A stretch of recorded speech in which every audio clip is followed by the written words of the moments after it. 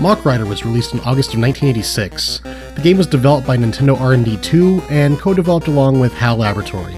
It's a fairly simple racing-style game with some unique features. Mach takes place in 2112 after the Earth has been invaded by evil forces that drive vehicles called quad runners.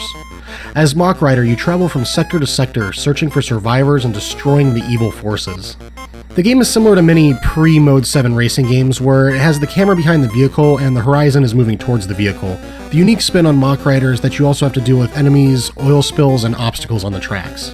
The game does have slightly complex controls for a game of this type. You're able to shift between 4 gears by hitting up and down on the D-pad, and you're also able to shoot a gun by pressing B. You're able to take out enemy quad runners and some obstacles by using the gun. Mach consists of 4 main game modes.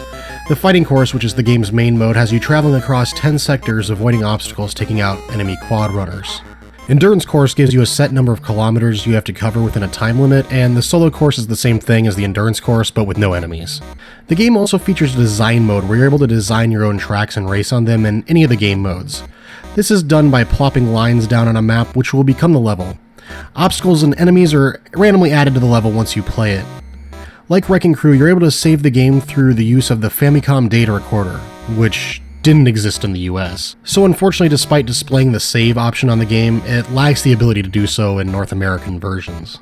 The game's graphics for the time it came out are actually really impressive. It was the first game of its type on the console, and it predates similar looking racing games like Rad Racer by over a year.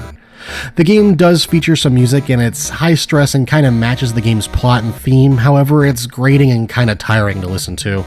Overall, Mach is a pretty ambitious game that doesn't really hit its mark, despite having fairly complex gameplay and has a lot of things going for it, but in the end there's too many obstacles on the road which makes it really difficult and frustrating.